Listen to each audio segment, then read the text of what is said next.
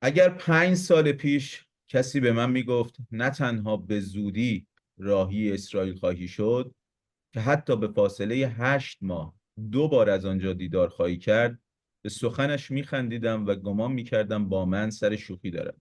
سفر به اسرائیل برای منی که در خانواده‌ای متعصب و مسلمان با مواضع چپ رادیکال بزرگ شده بودم، آن هم خانواده‌ای که فعالانه در انقلاب اسلامی شرکت کرده بودم، حتی تصورش هم تن پدرم را در گور می‌لرزاند.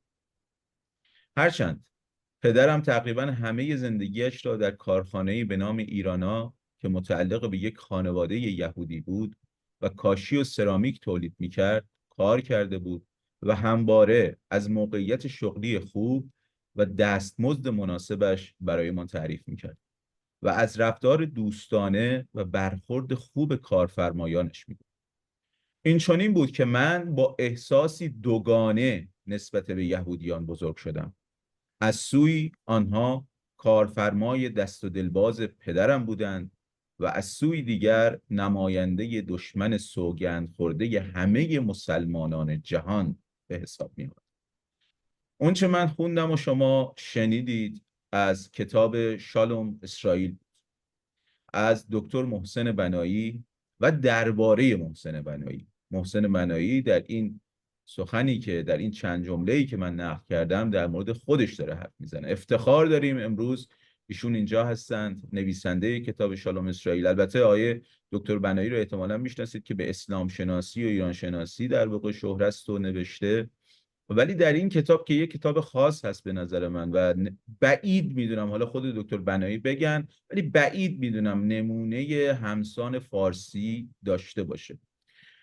این کتاب رو نشر فروغ منتشر کرده، به آلمانی نوشته شده توسط دکتر بنایی، همسر گرانقدرشون اون رو به فارسی ترجمه کردن و خوشبختانه باز هم البته دکتر بنایی توضیح خواهند داد. من در اینترنت خوندم که نشر فروغ در واقع نسخه PDF کتاب رو برای ایرانی ها که در ایران زندگی میکنن به اصطلاح خواهد داشت.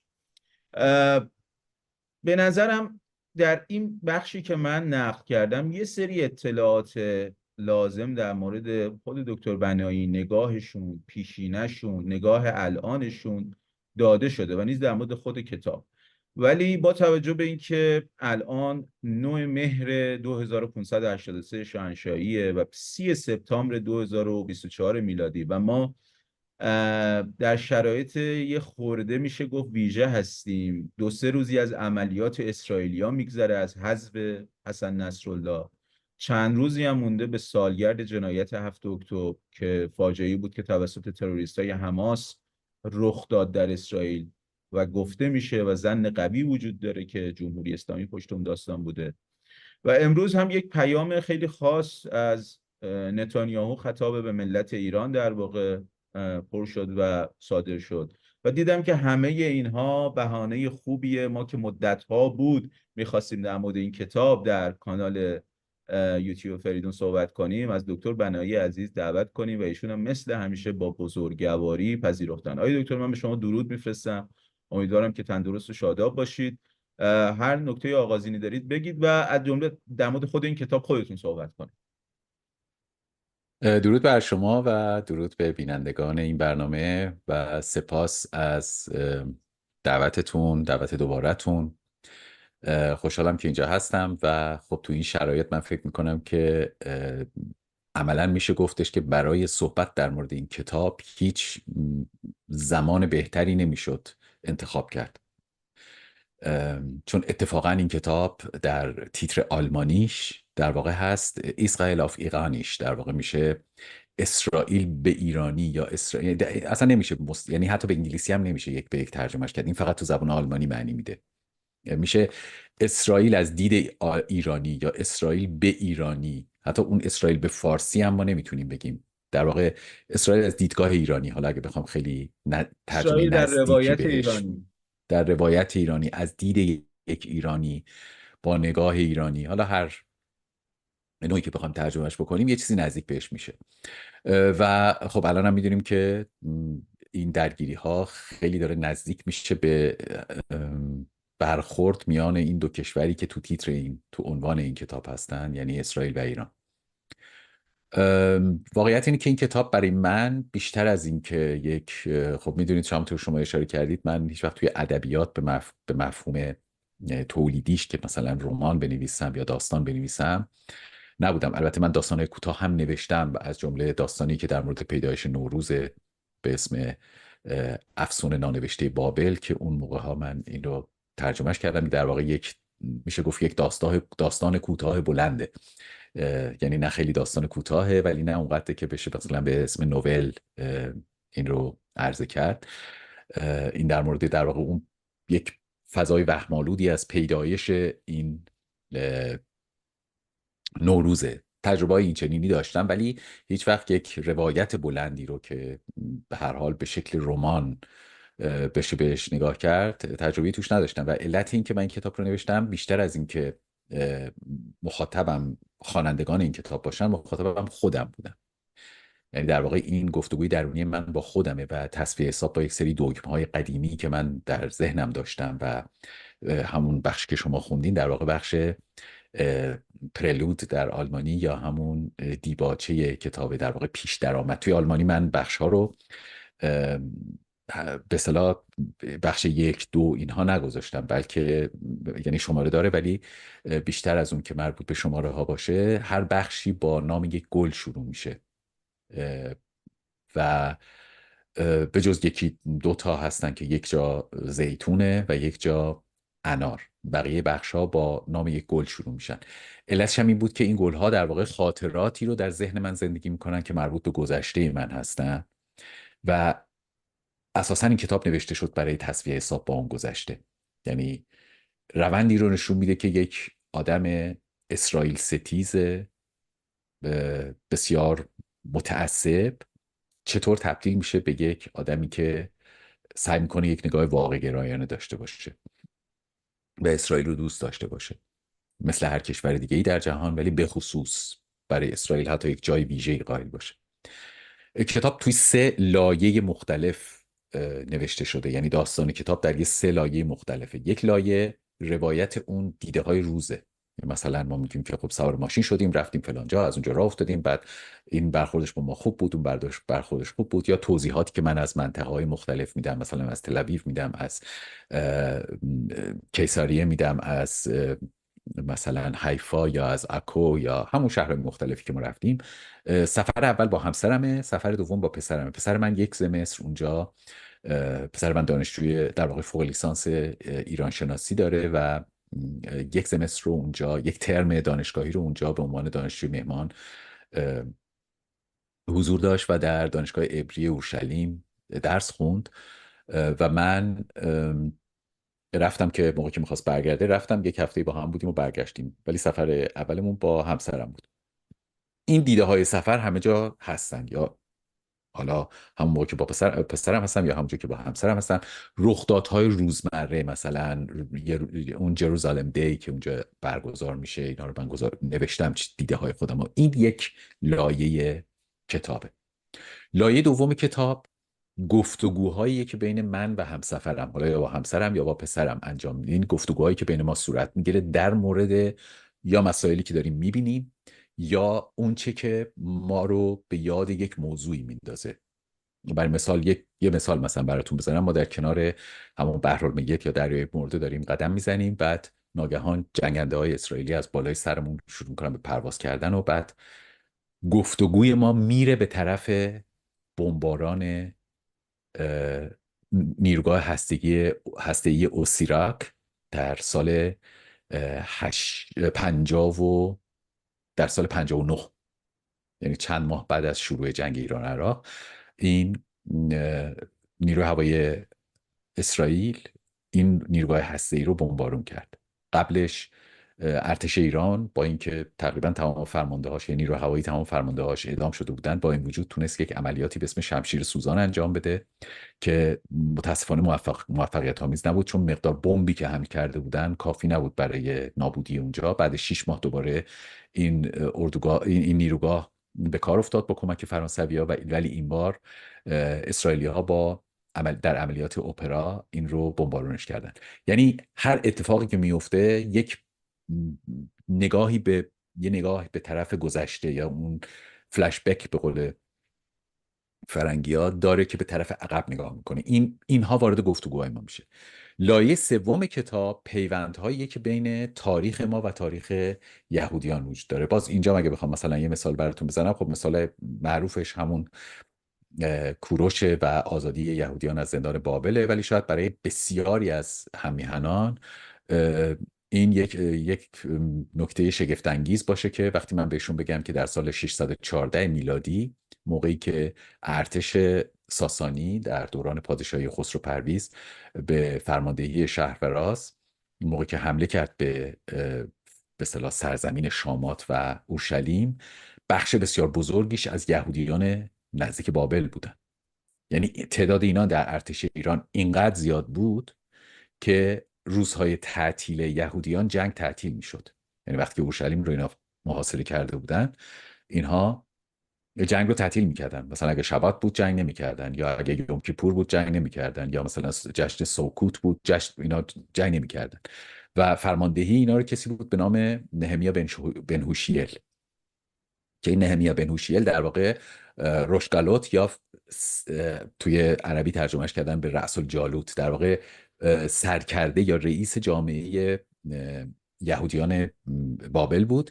و اینقدر روابط نزدیکی نداشتن که شهرفراز وقتی که شهر اورشلیم رو میگیره، اداره شهر رو میده به نهمیا بن هوشیل و خودش میره در کیساریه.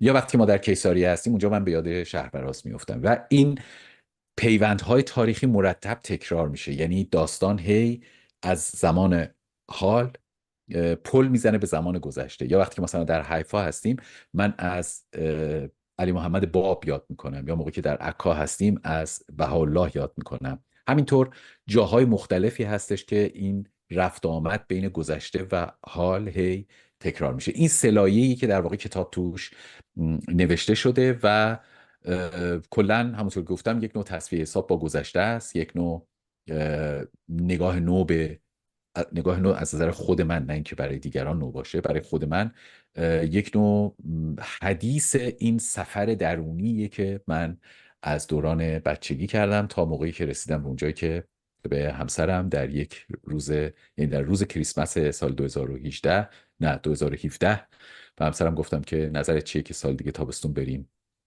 اسرائیل، و از اونجا داستان شروع میشه. در واقع این البته اینا همش جزئیات توی کتاب اومده و این یه شرح کلی که من میتونم از کتاب برای شما بدم. آیا تو چقدر آیا خودتون میپذیرید که شجاعت بسیار جالب توجهی دارید در نقد گذشته خودتون؟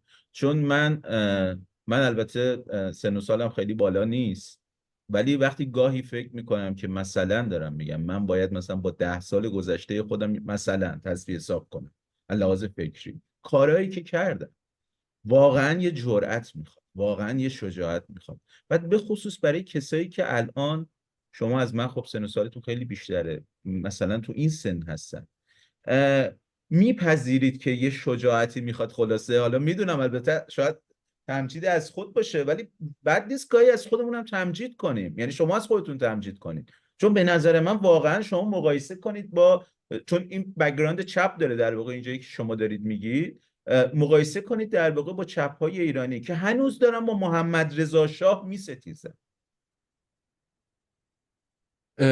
بله، شجاعت میخواد، به طور قطع شجاعت میخواد و یک مقدار بسیار زیادی هم صداقت میخواد.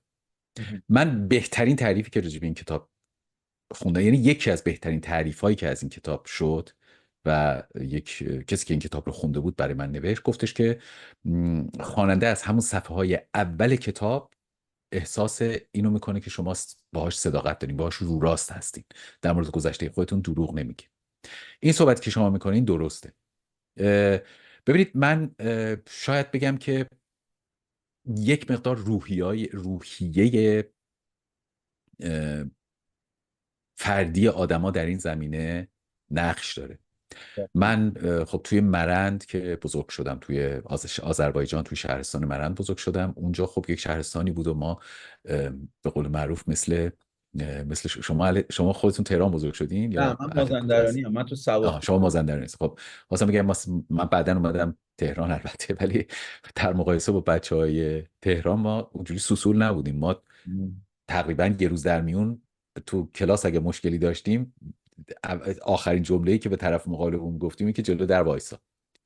یعنی یک حالت میتونم بگم بزن بهادوری وجود داشت. بعدش هم من اومدم تو تهران، خب باز توی محله بزرگ شدم که اونجا شما باید یک سره خودتون رو اثبات میکردین به محیطتون.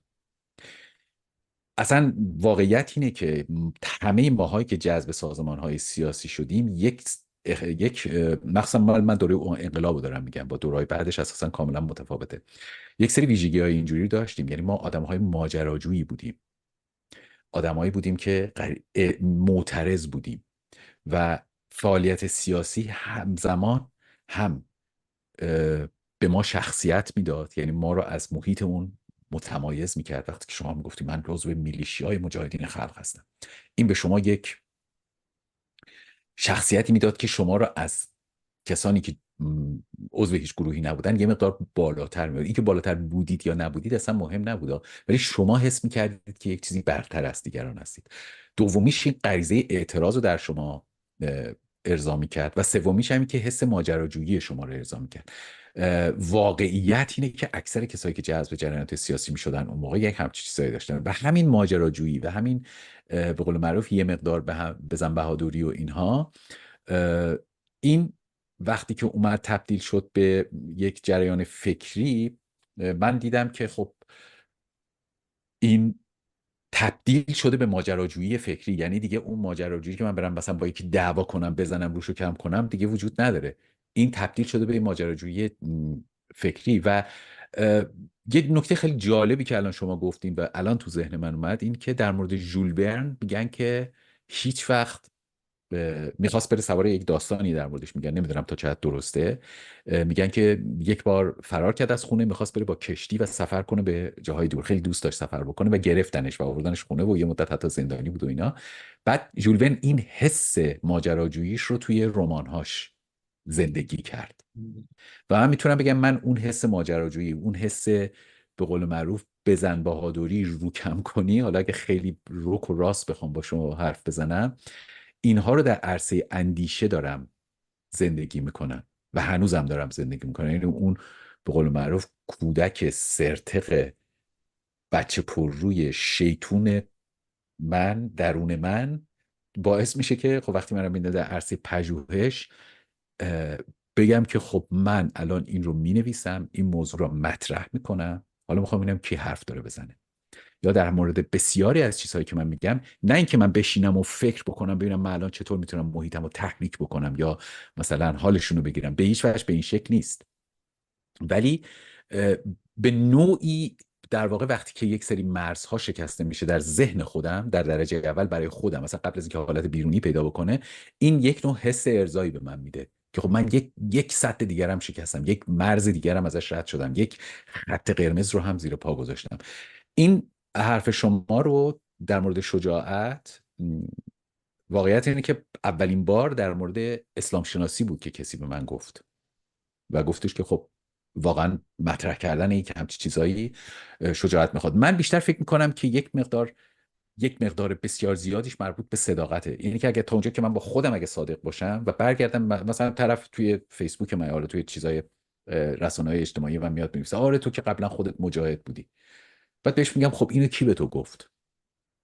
دو حالت بیشتر وجود نداره، یا من به تو گفتم یا وزارت اطلاعات بهت گفته، دیگه کس دیگه ای که اینجا وجود نداره. و مثلا اینجاست که من خودم گفتم، من در مورد گذشته خودم هیچ ضرورتی نمیبینم که دروغ بگم، برای اینکه من اون گذشته رو دوست دارم. من فکر میکنم که اگر اون نبود منم الان یک آدم دیگه ای بودم و چون از شخصیتی که الان دارم ناراضی نیستم حداقل، بنابراین میگم اون راهی که طی کردم منو به اینجا رسونده، بنابراین هر قدمش برای من عزیزه. اشتباهات من برای من عزیز هستن به همون درست، به همون اندازه که تصمیمات درستم.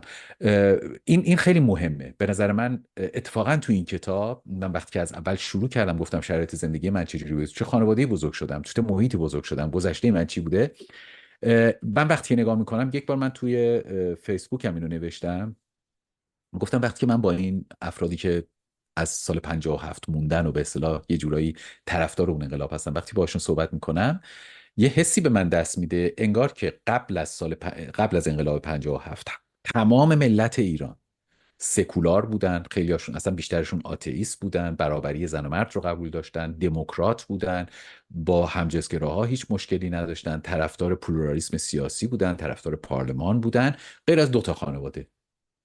یکی خانواده من بود، دومیش هم خاندان پهلوی.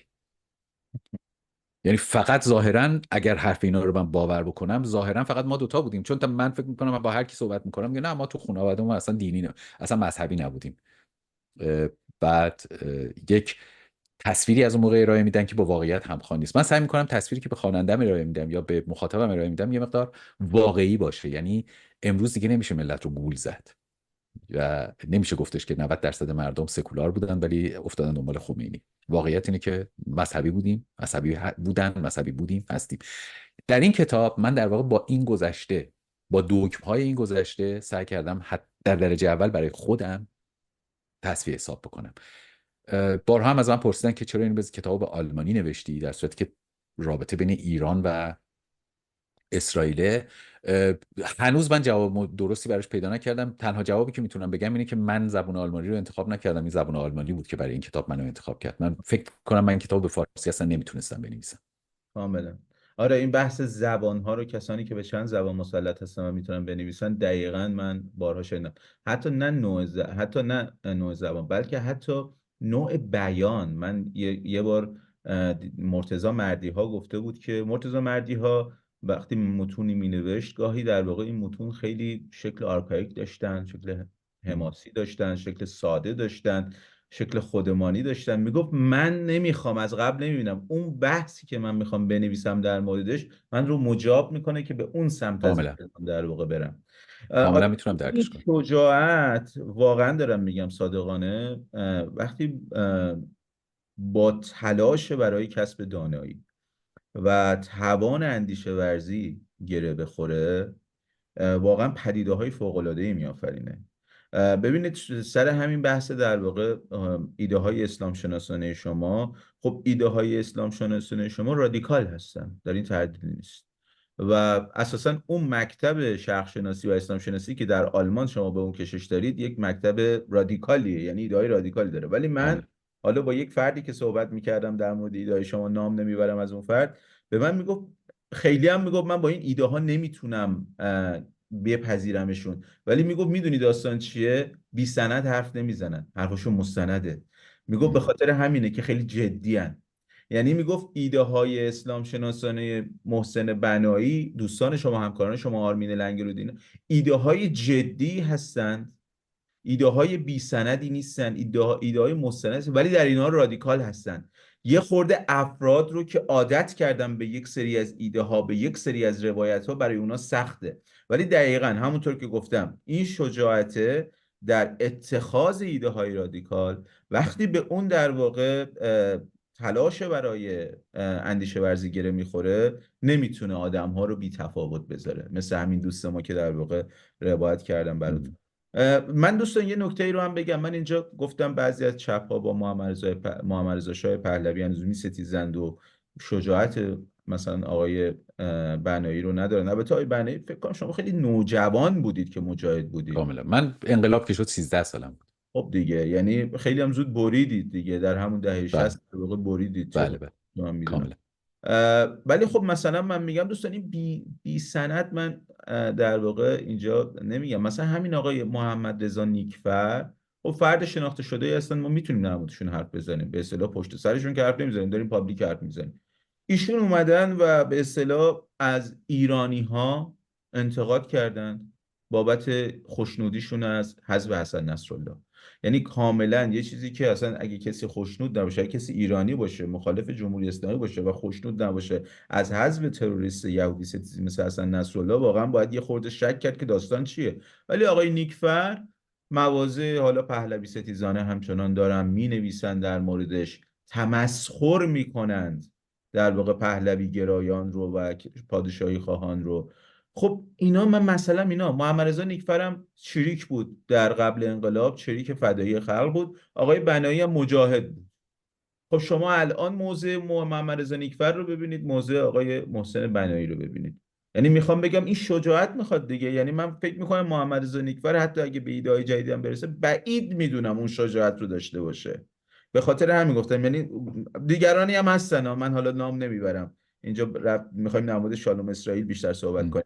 خب آقای دکتر، البته نکاتی هم اگه خودتون دارید قطعا میتونید بگید. بله. ولی یه جایی در واقع شما به بحث در واقع توی گفتگویی دارید با آقای منش امیر در مورد این کتاب و میگید که من هدفم این بود که تو این کتاب نشون بدم چه اندازه سرنوشت دو ملت باستانی اسرائیل و ایران در هم تنیده است.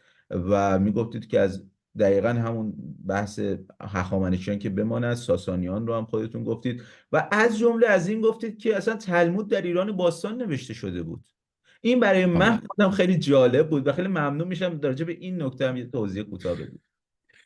ببینید اصلا جالبی قضیه برای من این بود که من اولین بار که این کتاب رو رونمایی شد این کتاب رونمایی شد توی آلمان و این کتاب رو من خوندم، در واقع جلسه کتابخوانی بود توی کتابخانه مرکزی شهر کلن بود و استقبال خیلی خوبی هم شده بود. یک همشهری یهودی، در واقع یک، البته آلمانی، چون اون کتاب در واقع اون کتاب اصلی که به زبان اصلی وقتی که رونمایی شد، یک همشهری یهودی ما، یعنی یه آدم کلنی مال یهودی اومد گفتش که من نمیدونستم که تلمود ما توی کشور شما نوشته شده.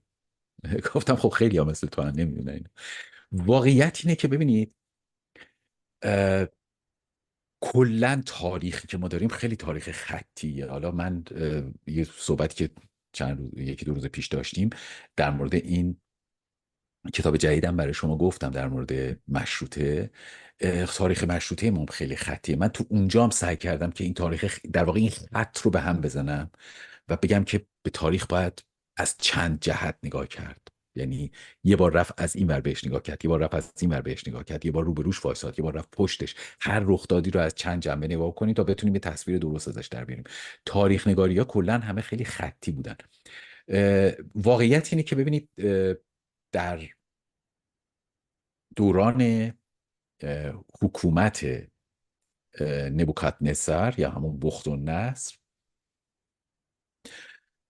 در واقع حتی قبل از اون، قبل از دورانی که اون جنگ اتفاق افتاد و اینها یهودیه رو، یعنی اورشلیم که پایتختش اورشلیم بود، تسخیر کردن و یهودی‌ها رو به عنوان برده آوردن بابل.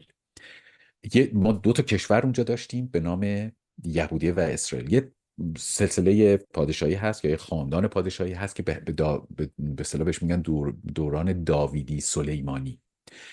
و حالا تا چه حد اینها اون شخصیتی که ما ازشون داریم تاریخیه و چقدر اسطوره‌ایه خیلی واضح نیست، ولی ما حداقل سنگ نوشته ای رو از همسایه های اینا داریم. از مصر فکر میکنم در صحرای سینا که از بیت داوید حرف میزنه، یعنی خانه داوید یا دربار داوید.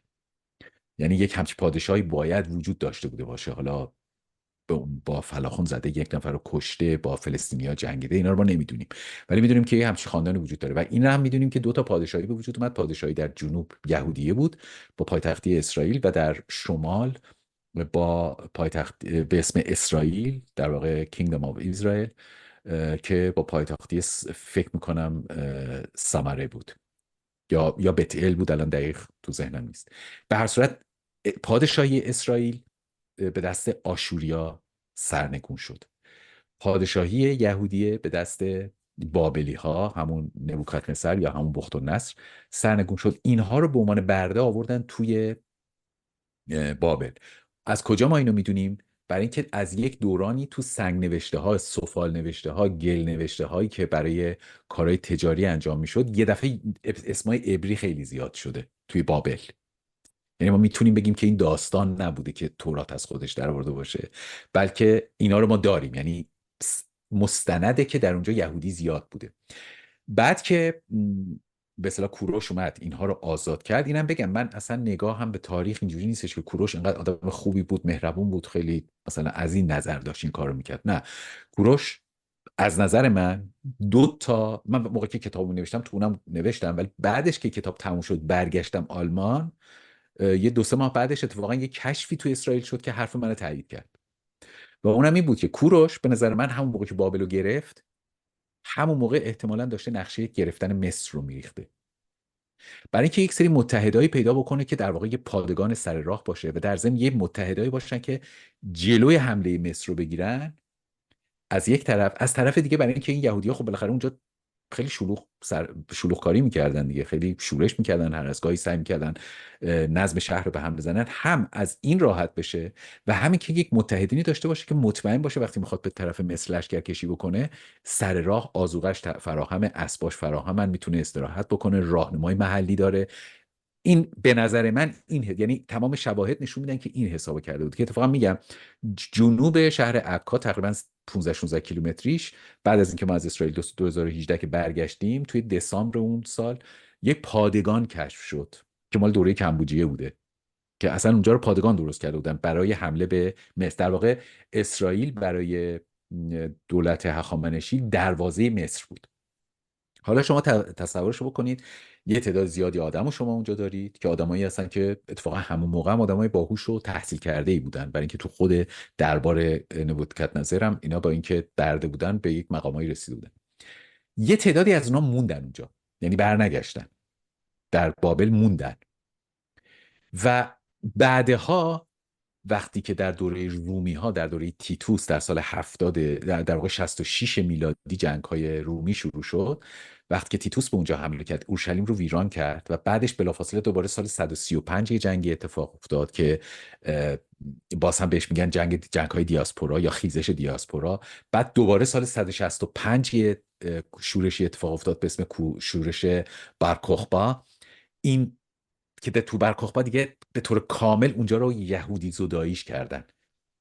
یعنی ترایان موقعی که این شورش برکوخبا اتفاق افتاد و این رفت اونجا و اونجا رو گرفت و دیگه هر چی از اورشلیم مونده بود نابود کرد، حتی اسم این استان رو عوض کرد. اسم این استان سنگ نوشته‌ای هست در به اصطلاح کیساریه که نوشته پروینسیا یودیا، یعنی استان یهودیه، ولی اسم اینو عوض کردن فلسطین. یعنی این اسم فلسطین برای اون منطقه رو ترایان گذاشت برای اینکه اصلا خاطره یهودی از اونجا از بین بره.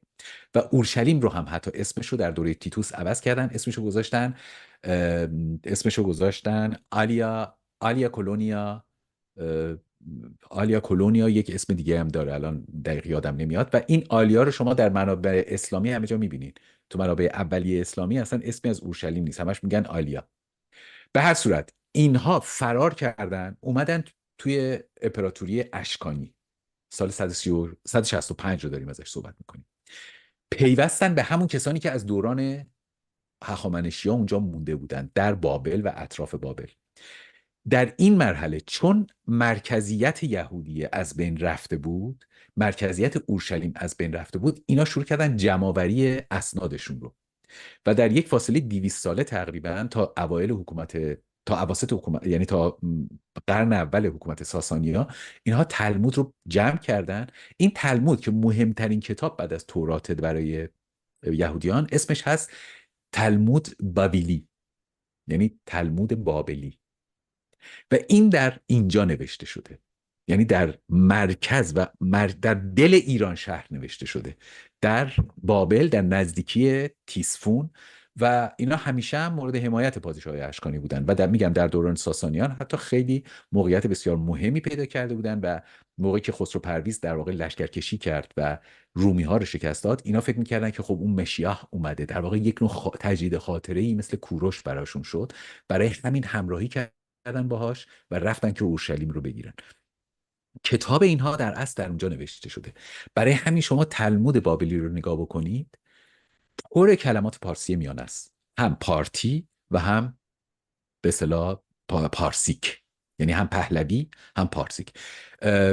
من مثالاشو توی کتاب آوردم، خیلی خیلی زیاده. مثلا اصلا دو تا کلمه خیلی اساسی یا بنیادی رو برای شما بگم. ببینید همین کلمه religion یعنی دین که ما امروز میگیم، در یهودی بهش میگن دت. این دت همون داتا یا داد ماست که رفته در عبری به معنی دین به کار میره. بعد خود دین رو هم گرفتن. خود دین هم در زبان عبری وجود داره به معنی قانون. و اینا یکی دوتا نیست، شما انبوهی از این واژه‌ها رو میتونید ببینید که در تلمود بابلی، برای اینکه اونا در به اصطلاح اون فضای فکری که میخواستن بیان و قانونگذاری هاشون و شریعتشون رو بنویسن، کلمه خیلی لغت کم می آوردن، اینا رو از پارسی میانه میگرفتن. بسیاری از کلمه‌های به اصطلاح قانونی و دینی و شرعیشون رو از پارسی میانه گرفتن.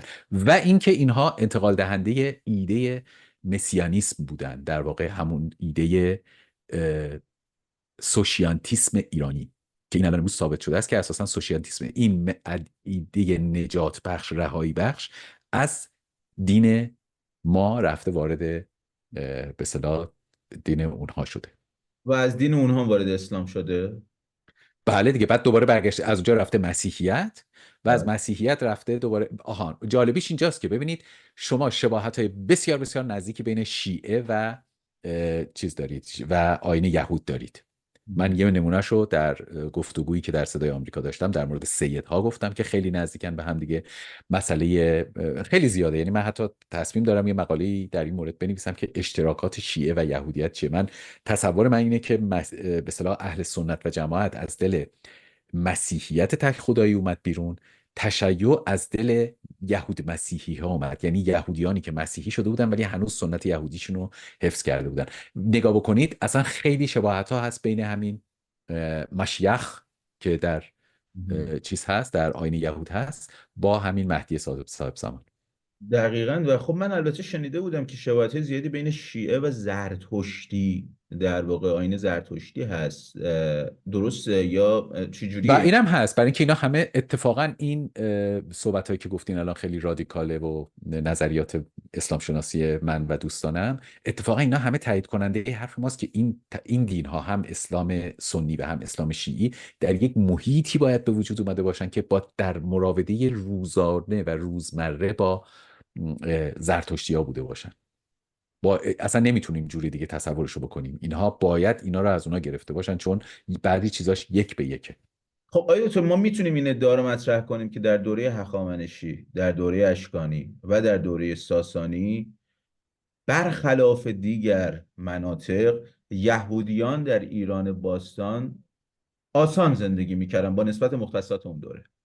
یعنی یهودی 100%. ستیزی وجود نداشت. نه تنها یهودی ستیزی وجود نداشت، بلکه یهودی ها یک موقعیت خیلی ویژه‌ای داشتن. ببینین شوشاندخت مادر شاپور دوم یهودیه و یعنی ما پادشاهانی داشتیم که اصلا مادرشون یهودی بوده.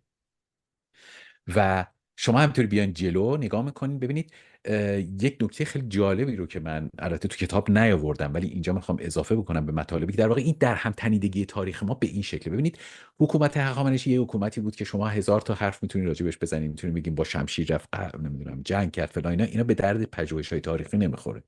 اینا نگاه زمان پریشانه یا آناکرونیستیک به گذشته است، به تاریخ.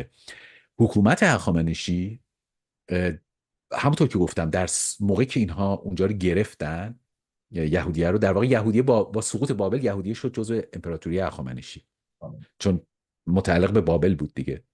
حالا شما تصورشو بکنید، یه چند اون درگیری‌های اولیه به وجود میاد، کوروش هست، بعد پسرش کمبوجیه میاد، میره به مصر لشکرکشی میکنه، مصر رو میگیره، میاد و بعد داریوش به حکومت میرسه. داریوش میاد و اونجا رو میکنه یک ساتراپی یهودیه رو، چون زبان دیوانی هخامنشی‌ها، زبان اصلیشون، البته زبان پارسی رو بعدن داریوش اضافه کرد بهش، زبان اصلیشون آرامی بود. تو سنگ نوشته‌ای که هست به اونجا میگن یهود مدیناتا.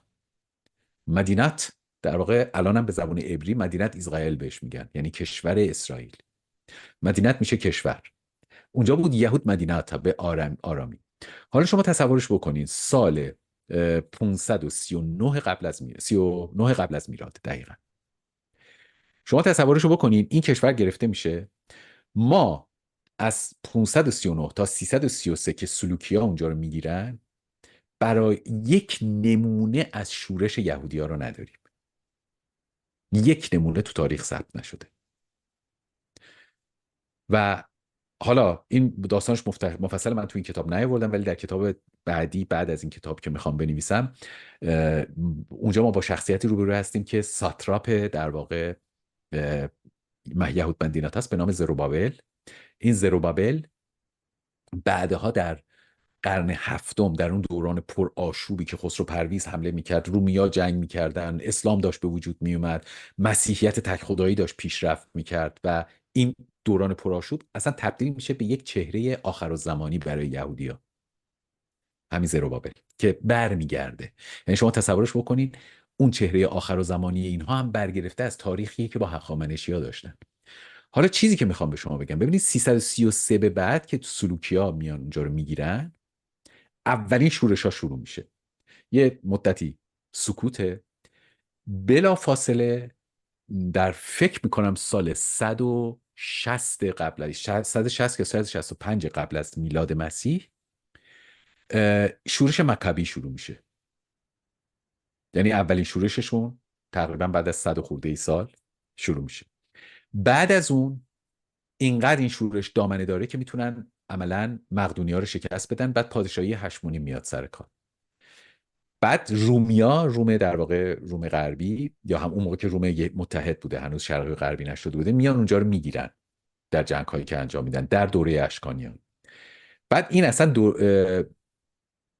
یک برش تاریخی در واقع. شما بلافاصله میبینید که در سال 8 میلادی شورش یهودای جلیلی شروع میشه. اولین شورش تقریبا 50 خورده ای سال بعدش، سال 66 شورش جنگای یهودی شروع میشه. دوباره 70 سال 60 سال بعدش جنگای دیاسپورا شروع میشه. دوباره حدود 30-40 سال بعدش شورش برکاخ شروع میشه. شما دو تا جهانبینی رو دارید میبینید اینجا. جهانبینی ایرانی در یه طرفه، جهانبینی غربی، اروپایی، رومی، یونانی در یه طرف دیگه است. در یکیش در تمام مدت اوکراین اینا شما یک دونه شورش ندارین، در اون یکی شورش پشت شورش داریم. یعنی اینقدر اینا ادامه میدن که دیگه به قول معروف رومی‌ها یه موقعی جونشون به لبشون میرسه. اصلا اونجا رو اسمش رو عوض میکنن، اورشلیم رو ویران میکنن، اسم اورشلیم رو ویران عوض میکنن، معبدشون رو خراب میکنن. همه یهودیای اونجا رو هم کوچ میدن، از اونجا میبرن که دیگه اصلا نام و نشونی از اینا باقی نمونه. این خیلی چیز جالب، خیلی پدیده جالبیه شما تو تاریخ بخواید نگاه بکنید. اینجا بود که گفتم من وقتی که میگم ما باید دوره هخامنشی رو براش ارزش قائل باشیم، با ملاکای امروز مقایسه نمی‌کنم، اونا رو با هم دوره‌های خودشون مقایسه می‌کنم. یعنی ما دو دوره تاریخی رو می‌بینیم، تو یکیش یک ملتی اونجا دارن زندگی می‌کنن، خراجشون رو به موقع میدن، متحد این حکومت هستن تا میان به جلو. و حتی در مورد خود عرب ها هم اگر اشتباه میکنم تصحیح بفرمایید چون من تاریخ دان نیستم، در مورد خود در واقع عرب های منطقه خاورمیانه هم در دوره ساسانی متحد در واقع ساسانی ها بودن و به خب عربا چند قسمت بودن البته. ببینیم ما مثلا این اصطلاحات واقعا شرم‌آوری که عرب بیابانگرد، عرب ملخ‌خور، عرب سوسمارخور، این اصلا یک حرف پرت و بی‌پایه است. بله در اون موقع یه عده عرب بیابانگرد وجود داشتن، ولی ایرانی بیابانگرد هم وجود داشت. کاملا. اصلا تو چیزمون میخونیم دیگه، میگه کوچ و بلوچ. یه عده‌ای بودن که کوچ نشین بودن. توی شاهنامه هم ما داریم این رو. ما عرب بیابانگرد داشتیم بله، ولی ما عرب متمدن هیره رو داشتیم، عربای متمدن قسطانی رو داشتیم. اصلا اینا رو بذارید کنار. قبل از میلاد مسیح تمدن شکوفای نبطی رو داریم، اینا عرب بودن. اصلا اسم یکی از معروف ترین پادشاهانشون ارسط بهش میگن، تو به اصطلاح تو زبانهای اروپایی ارسط بهش میگن، ارسط سوم. این حارسه است، الحارسه، همون حارسی که ما میشناسیم. و این یه تمدن بسیار شگفت انگیزی بود که آثارش الان تو اردن هست، توی پترا، توی دره موسی، وادی موسی. شما اونجا میرین نگاه میکنین میبینین که اینا هستن. بنابراین عرب‌های متمدن جهان اون روز یه عده‌شون همپیمان ایران بودن، یه عده‌شون هم همپیمان رومیا بودن. یه نکته خیلی جالبی رو براتون بگم. بفرمایید. تمام این بحثایی که گفته میشه عربا نمیدونم ناسیونالیسم ایرانی عرب ستیز است و فلان، اینا همش واقعا برساخته های کپی برداری در واقع از اون چیزای اروپاییه. بهرام گور یعنی یکی از معروف ترین پادشاهان ساسانی اصلا پیش عربا بزرگ شد. تنها پادشاه ساسانی که این سینیای نقره که هست از دوره ساسانی ما خیلی داریم دیگه، صحنه شکار رو اینا نشون میده. همه اینا با اسبن. بهرام گور رو شما همین الان بزنید تو اینترنت نگاه کنین، اکثر این نقش هایی که از بهرام گور باقی مونده با شتره. پس و این اصلا پیش عربا بزرگ شد. بهرام گور اگر اشتباه میکنم مادرش یهودی نبود؟ احتمال داره بهرام گور رو مادرش یهودی. فکر می‌کنم مثلا اون شوشاندخت که من گفتم مادر بهرام گور باشه. الان دقیق چون من تو میدونم یه حافظم نیستش، نسبتی شاید به اون باشه. بهرام گور با نه یهودی. ممکنه آره من ممکنه حالا، اصلا یهودی بوده آره باشه من خودش. باید در بله. واقع، چون میدونم یه جایی خونده بودم یه بله. نه نسبتی. درسته، حق با شماست، چون مادر مادر شاپور ایفرا هرمزه، مثلا اشتباه کردم. بله. بله. شوشاندخت مادر بهرام گور باید باشه. بله. میگم من یه جایی خونده بودم که بهرام گور درست. نسبتی بله. با یهودیا داشت. دیگه و اینا علائم پیریه آقای کیانی دیگه، یواش یواش. خدا نکنه خدا نکنه. نه کاملا درسته. بله. چون برام جالب بود بهرام گور به عنوان یکی از مهمترین پادشاهان تاریخ ایران به بله. اصطلاح پیش عربا بزرگ میشه. حالا مادرش یهودی بوده و این خب خیلی جالب توجه راجع به تمدن ایرانی دیگه. یعنی واقعا این نمیخوام در واقع با معیارهای امروز کاملا درست میکازات کنم، ولی واقعا حتی با معیارهای اون روز رواداری این تمدن نشون میده که ناگزیرم بود به یک معنا، چون امپراتوری بود. و نه در غیر از اونم ببینید تفکر نوع دیگه ای بود. ببینید اصلا این ماجرا توی شاهنامه هم منعکس شده. شما تقریبا یک دونه شخصیت مهم و اثرگذار شاهنامه رو نمیتونید پیدا بکنید که از نژاد خالص آریا باشه. اصلا هم بله. چیز وجود نداره. بله. ببین رستم رو نگاه بکنید، مادرش مال سمنگانه، در واقع تورانیه اصلا. بله. بعد جالبی قضیه اینجاست که رستم موقعی که با اسفندیار دارن رجز میخونن برای همدیگه، رستم وقتی که به گذشته خودش اشاره میکنه میگه من از طرف پدر از طرف سام نریمانم، از طرف مادر نسبم میرسه به ضحاک. مم. سهراب دختر پادشاه سمنگان دیگه، تهمینه، در واقع متعدد یا به نوعی میشه گفت تورانیه. کیخسرو مادرش فرنگیسه، دختر افراسیابه. تقریبا میتونم بگم تک تک اینا رو مگه برای شما بیارم دونه دونه برای شما بذارم میبینید که اینا همشون دورگه هستن. اصلا اه، اگه پسران فریدون، جانم بفرمایید ببخشید.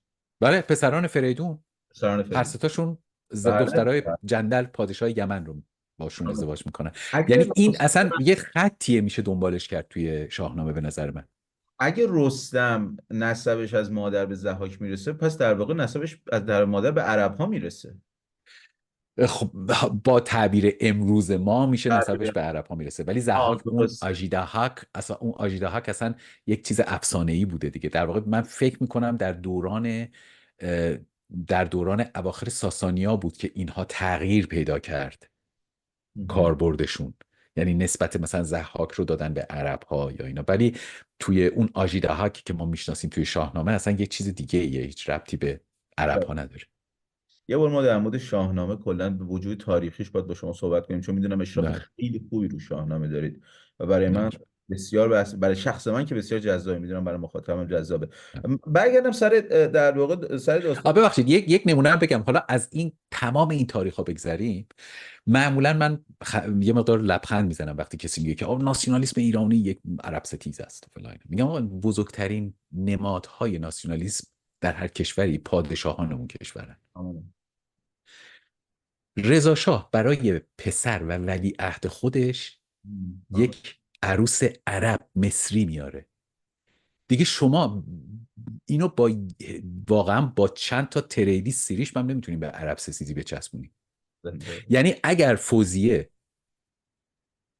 دارای یک پسری میشد، حالا چه اصلا با هم میموندن محمد رضا شاه و فوزیه و چه از هم جدا میشدن، در هر صورت بر اساس اصل نخست زادگی اون پسر میشد پادشاه ایران بعد از محمد گفتن رضا که شاه. طبق قانون فوزیه ایرانی الاصل هم شده بود دیگه، حساب نیست من. شده بود، ولی در هر صورت دقیقاً. اندیشه نژاد پرستی که به کاغذ کار نداره. کاملا. اندیشه نژاد پرستی میگه تو خونت خون عربیه. دقیقا. خب بعد شما می‌بینید پادشاه یک کشور میاد و پسرش برای پسرش یه و زن اتفاقا به اصطلاح مصری. این اتفاقا به یک معنا شدیدتر و غلیظتره. یعنی رضا شاه، چون رضا شاه این کاری کرد دیگه، رضا شاه گفت باید بله بله در واقع بله. شما یعنی کسی رو که عرب محسوب میشه میگید این انقدر برای من ارزش داره که باید اینو در واقع، چون قانون میگه که در واقع فرض ولیت باید ایرانی و مادر باید ایرانی. بله مادر باید ایرانی باشه، شما اینو باید ایرانی محسوب کنید. اتفاقا بله. این به نظر من به اصطلاح وجوه غلیظتری رو داره که چقدر رضا شاه از نگاه نژاد پرستانه دور بود، دور بوده به این دقیق. مسئله اهمیت بله. نمیداد. و نکته ولی جالب دیگه اینا میگم اون خطی خوندن تاریخ دیگه. وقتی که تاریخ رو به عنوان یک خط نگاه بکنیم، به عنوان یه سری داستان‌های پشت سر هم نگاه بکنین، وقتی از چیزا میبینیم. حالا اگه برگردیم به موضوع کتاب، این کتاب خب یک سری از چیزهایی که من گفتم پیوندهای این دوتا ملت. حالا من چند تاشو همینجا گفتم که حتی تو اون کتابم نیست، چند تاشو گفتم که هست. در واقع وقتی که بعد از جنگ‌های یهودی به اسم جنگ‌های یهودی معروفن، اینا فرار کردن اومدن ایران دوباره. یعنی اون موقع پادشاه ایران با آغوش باز اینا رو پذیرفت. پادشاهی اشکانی بود اون موقع. بعد شما میبینید که در خود ایران چه نقش‌هایی بازی کردن اینا، حتی بعد از اسلام. حتی من حالا یه برنامه‌ای هم با آقای منیش امیر داشتم که خدمت‌هایی رو که یهودیان به خصوص در تاریخ معاصر ما داشتن، یعنی در دوران قاجار و تا به امروز، شما اگه نگاه بکنید اولین چاپخونه‌ای که ما در ایران داشتیم چاپخونه حییم بود، برادران حییم بود که اینها چیزی، و یکی از اولین کتابایی هم که اینا چاپ کردن چاپ شاهنامه فردوسی بود. اتفاقا اولین کتاب چاپی شاهنامه در ایران، شاهنامه اینو برادران حییم چیز کردن، به اصطلاح اینو چاپش کردن. بعد اولین اولین ببخشید بروخیم بودن فکر میکنن، یا بروخیم بود یا هیوم، الان دقیق یادم نیست، رو توی اون موضوع گوگل گفتم. میکنیم. بله. بعد اولین اولین واژه‌نامه انگلیسی فارسی حییمه. ببخشید این حییم، این آقای حییم بود، اونا بروخیم بودن. اولی واژه‌نامه رو نوشته. بعد بسیاری از نوازندگان برجسته ایران که اتفاقا این رو من توی کتابم آوردم، اینها یهودیانی بودن که اساسا یک بخش عمده ای از موسیقی ما رو اینها حفظ کردن، برای اینکه توی شیعه ها یعنی توی مسلمان ها و به خصوص بعد از صفویه توی شیعه ها اصلا موسیقی حروم حساب میشد و این یهودی ها و مسیحی ها بودن که این موسیقی ما رو حفظ کردن. شما مرغ سحر رو امروز فکر کنم ترانه یک بالای چند میلیون بار تا حالا در سالن ها خونده شده به وسیله به اصطلاح شنوندگان. خب مرتضی خان نیداوود این سازنده این آهنگ، و جالبیش اینجاست که تاری که اون این آهنگ رو باش ساخته تار یحیاست که این یحیی خودش فکر کنم الان فامیلیش دقیق یادم نمیاد، ولی اونم ایشونم مسیحی بوده. یعنی یک مسیحی یک تاری رو میسازه، یک یهودی بر روی اون تار آهنگ مرغ سحر رو میزنه و یک ملت این آواز رو میخونن. اینا زیبایی های فرهنگی ماست و اینا پیونداییه که ما هم با مسیحیان ایرانی و هم با یهودیان ایرانی داریم. در این کتاب خب من به طور مشخص اشاره کردم به پیوندهایی که بین ما و یهودیان هست و سعی کردم این رو در بستر تاریخ، در عین اینکه این تاریخ خیلی دور نباشه از روایت، یعنی در کتاب تاریخ نزدیک به اون روایتی که از رخدادهای روزانه داره میشه، یعنی در واقع ارائه میشه، و سعی کردم اینا رو به نوعی به همدیگه اگر اشتباه بپیوندن. نکنم اولین مترجم فلسفی در ایران در دوره قاجار هم یه یهود بود. مترجم دکارت بود، مترجم گفتار در روش بود. من باید کنم، فکر و میکنم. احتمالش خیلی زیاده، برای اینکه اینها خب خیلی خیلی خیلی آدمای باسوادی بودن. یعنی واقعیت اینه که یهودی‌ها در هر جای جهان که بودن شما نگاه بکنین در اون جامعه ها خیلی ویژه بودن، برای اینکه خب یه سری باورهایی رو داشتن که این دوباره برمیگردونه ما رو که از این کتاب چی میتونیم یاد بگیریم و کلا از کل این مسائل چی میتونیم یاد بگیریم. اون چیزی که یهودیان رو برجسته کرد و جایگاه ویژه‌ای بهشون داد در جامعه جهانی، پایبندی به هویت ملیشون بود. زنده باد. یعنی هر یهودی شب که میشست اون دعا به اصطلاح نماز مینخا رو میخوند، هر شب وقتی که نماز میخوند میگفت دست راستم بریده باد اورشلیم اگر که من تو رو فراموش بکنم. فکر کنید شما در اصلا همچی چیزی وجود نداره در طول تاریخ بشر که یک ملتی رو، یک قومی رو از سرزمین مادریش پراکنده کنن. ببینید شرقی ترین نقطه که اینا بودن یه اوبلاسکیه توی روسیه که اصلا بهش میگفتن اوبلاسک یهودی، به اون موقع میگفتن شرقی ترین قسمت روسیه است. اینا از اونجا بودن تا خود آمریکا، یعنی دور کره زمین اینا همه جاش زندگی میکردن. با این وجود اینا هم هویت ملیشونو، اینم نه 10 سال، نه 100 سال، نه 500 سال، 1800 و خورده ای سال اینا این هویت ملی رو حفظ کردن و تونستن دوباره برگردن به سرزمینشون. من اصلا وارد اون جزئیات این که آیا درست بود، غلط بود، بی‌عدالتی بود، نبود، وارد اینا نمیشم، ولی این یک پدیده ایه که شما عینش رو میتونید در پارسیان هندم ببینید. اقلیتی هستن حدود 70,000 نفر. الان بنیانگذار ناسیونالیسم هندی یک ایرانی بود، داداجای نوروجی اسمش، دادابای نوروجی. این استاد چیزه، این استاد گاندیه. یعنی گاندی به این وقت که نامه می‌نویسه میگه مردم هند به شما اونطور نگاه میکنن که یک بچه به پدرش نگاه میکنه. این اولین نماینده آسیایی در مجلس عوام انگلستانه. دادابای ناروجی، اگر حالا بزنین توی چیز پیداش میکنین. بنیانگذار صنایع مدرن هند از پارسیان هنده. بخش بزرگی از بالیوود رو پارسیان خیلی توش نقش، یعنی توی نفوذ چیز دارن.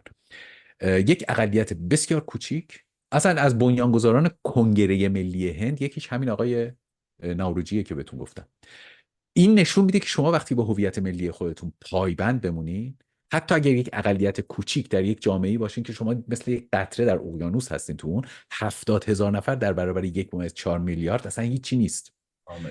و شما الان برین تو هند نگاه بکنین، این تاتا، شرکت تاتا بزرگترین یعنی اصلا یک کنسرن خیلی بزرگیه که همه چیز تولید میکنه و میشه گفتش که یکی از بزرگترین به اصطلاح سرمایه گذاران درون هند.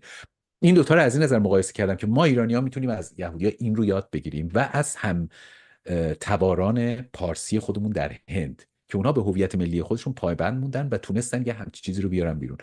و در واقع اون چی که این یهودیان رو نجات داد در طول تاریخ همین ناسیونالیسم یهودی بود که امروز به اسم سیونیسم میشناسیمش، یا همونطور که تو ایران میگن صهیونیسم. و اصلا خود آقای دکتر دقت کنید، ایرانی های یهودی از ناسیونالیست ترین ایرانی ها هستن.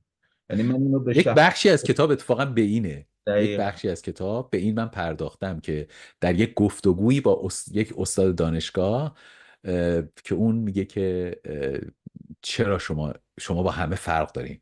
میگه یهودیای ایرانی با همه فرق دارن، برای اینکه اکثر یهودی‌ها وقتی که میان اینجا بعد 2-3 نسل دیگه ارتباطشون، یعنی بعد از نسل، در واقع نسل دومشون دیگه ارتباطی با اون سرزمینی که ازش اومدن نداره.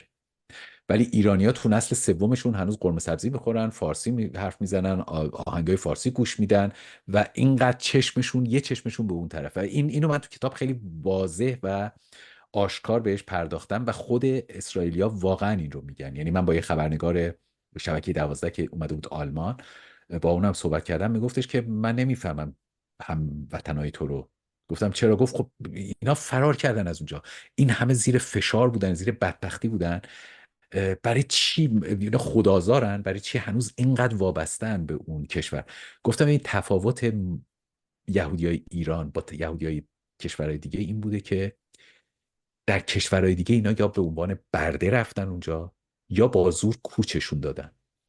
یهودیایی که اومدن به ایران به عنوان پناهنده اومدن، یعنی اومدن و با آغوش باز ازشون استقبال شد. این تفاوت عمده است. بچه اصلا من نمیگم که تو شدن دیگه، ایران 2500 سال پیش اینجا ایرانی شدن دیگه. اصلا نه، این غیر از اون خیلی موجای دیگه هم بوده دیگه. بهتون میگم هر دفعه متشکرم. که جنگ میشد، هر دفعه که بعد از ماجرای بعد از ماجرایی که اون کوروش اینا رو برگردوند دوباره به اورشلیم، هر دفعه که جنگ میشد پناهی که اینا داشتن ایران بود. دقیقا دقیقا. از دو نظر. به خصوص از یکی این طرف که روم. راشون، بله یکی این که در واقع به طرف دشمن روم فرار میکردن، طبیعتا به امپراتوری روم که نمیتونستن پناه بیارن، به دشمنش پناه می آوردن. یکی همی که در اینجا واقعا به قول معروف فک فامیل داشتن، یعنی یک کلونیای قبلی رو داشتن، حالا کلونی نگه جامعه های قبلی رو داشتن که اینجا وجود داشت و اینا هم در آرامش زندگی میکردن. میگفتن خب ما در واقع اینجا میشه منطقه ما. اخیرا یه جایی میخوندم که میگفت برای ایرانی های یهودی که در اسرائیل هستن، به اسرائیل بعد از 57 رفتن، میگفت یهودی ها خودشون همونطور که شما اشاره کردید تو صحبتتون، اورشلیم براشون خیلی مقدسه، م. از باستان تا به دقیقا. ولی میگفت برای ایرانی های یهودی اورشلیم و اصفهان، میگفت این بله دو بله براشون بله مقدسه. بله بله کاملا. خب اورشلیم اصلا ببینید شهر جی در نزدیک اصفهان رو، یا حتی در بعضی منابع خود اصفهان رو، تو بسیاری از منابع اسلامی تا حدود قرن دهم میلادی بهش میگن الیهودیه. یهودی دقیقا. بله. تو دوره ساسانی هم من یه جایی خوندم که در واقع بله بله اونا اصلا تو ساسانی، دوره ساسانی هم خیلی، همدان یکی از بزرگترین مراکز یهودی همدان بود و دومین شهر به لحاظ در واقع دومین شهر مقدس یا دومین نیایشگاه مقدس یهودیان در سر تا سر جهان بعد از اورشلیم همدانه، به خاطر مقبره استر و مردخای. باشه. شما حرف آقای نتانیاهو رو تایید میکنید که امروز در واقع تاکید میکرد روی پیوند در واقع باستانی دو ملت ایران و اسرائیل دیگه.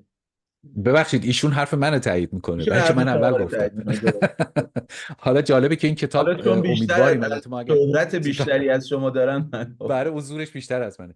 نه ولی این کتاب حالا ما اگه اسپانسر بتونیم پیدا کنیم به خاطر شرایط جنگی، یک ناشری در اسرائیل تصمیم گرفته که اینو به عبری هم ترجمه بکنه، ولی چون شرایط جنگیه و خب وضع اقتصادی خیلی خوب نیست، دنبال اسپانسر میگردن که یکی هزینه‌شون تامین بکنه. این کتاب قراره به عبری هم ترجمه بشه. آیدی تو داره یه ساعت میشه، من بله سرت بله در نیارم، یه سریع خواهش می‌کنم. بحث رو میبندم. فقط یه نکته ای که سوال شده برای من این سریع بپرسم. پس مدینه تو صحبتاتون، این مدینه ای که ما در عربی داریم از آرامی میاد، از زبان آرامی میاد؟ خب اینا زبونای چیزن، زبونای هم خانواده‌ان خیلی، چون درست. خیلی از کلماتی رو میبینید که مشترکه در درست. آرامی، عبری و ببینید آرامی، عبری، سریانی و عربی. مهم.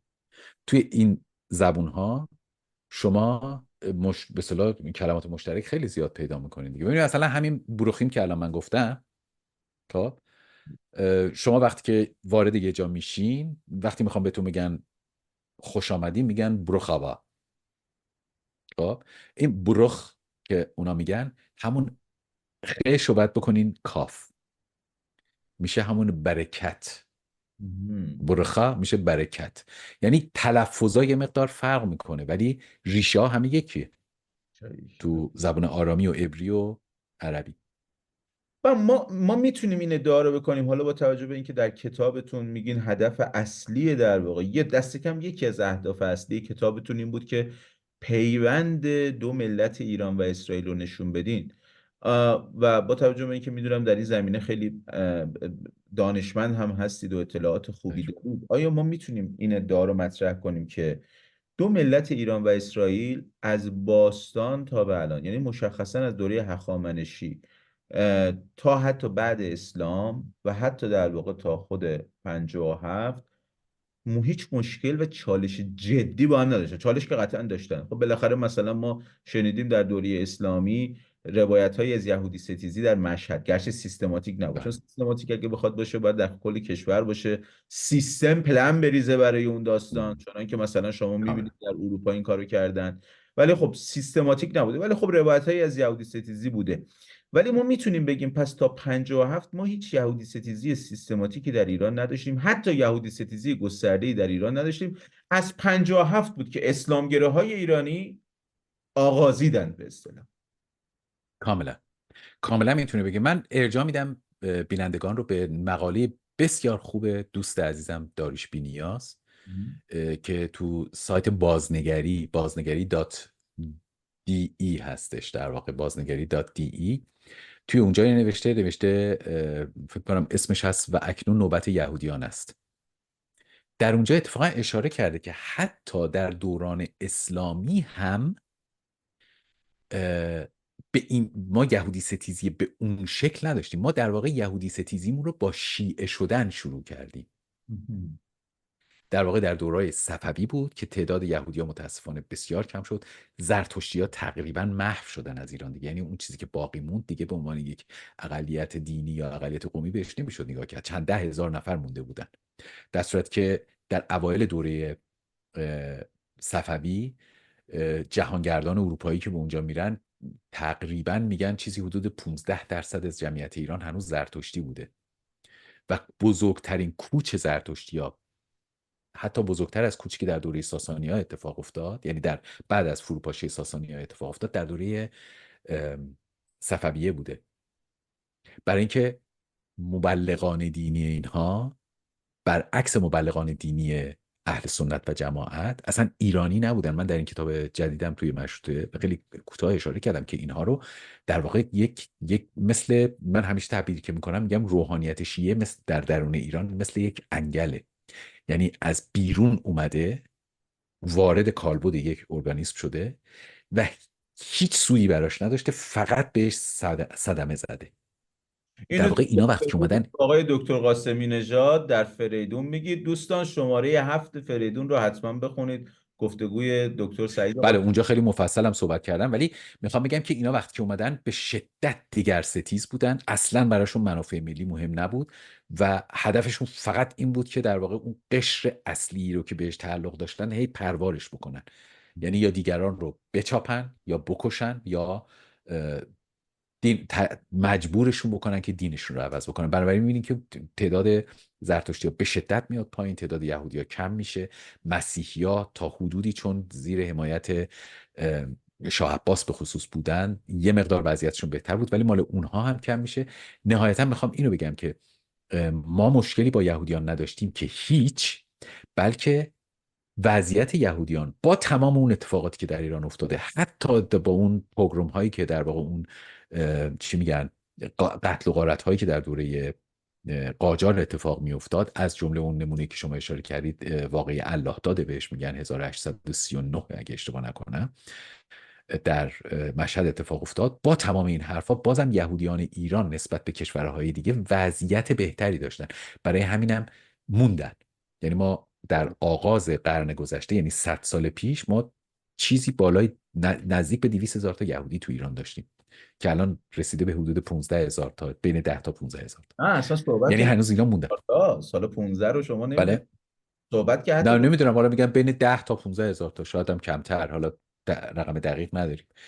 به هر صورت میخوام بگم که در واقع این شیعه یعنی روحانیت شیعه بود که این مشکل رو به وجود آورد، ولی با این وجود هنوز جامعه با تمام این که دنبال اینا میافتادن، اون موجی رو که مثلا در آلمان نازی اتفاق افتاد، در روسیه پوگرومایی که میکردن به محله ها اینا حمله میکردن، محله هاشون رو غارت میکردن، اون موج ها هیچ وقت تو ایران جا نیفتاد. در یعنی اصلا کشورهای عربی، همچی چیزی بود. در و در عراق. کشورهای عرب، بله در عراق اتفاقا تو این کتاب آوردم و شاید خیلی بگم که حالا در ارتباط با صحبتی که نتانیاهو هم میکنه، ببینید یک بار که کوروش اینها رو نجات داد و در سال 1952، یعنی در عراق اینا به محض اینکه یهودی‌ها شروع کردن به کوچ به مندیت آف پالستاین، اون موقع بود در واقع در دست بریتانیا بود، بریتیش ماندیت آف پالستاین بود اسمش، یعنی کشوری به اسم فلسطین وجود نداشت. اینا موقعی که کوچ کردن در دوره نازی ها به اونجا، از شرق اروپا از غرب اروپا رفتن اونجا، عراقی ها شروع کردن به آزار رسوندن به یهودی های خودشون. در اونجا هم حدود 150,000 تا یهودی وجود داشت و اینها اینقدر شدت گرفت که در تو همون دهه اینها یک واقعی دارن به اسم واقعه الفرهود، بهش میگن مهنت الفرهود، که توی کتاب مفصلا آوردن و اینا واقعا شروع کردن به کشتار یهودی های بغداد و مصادره داراییاشون.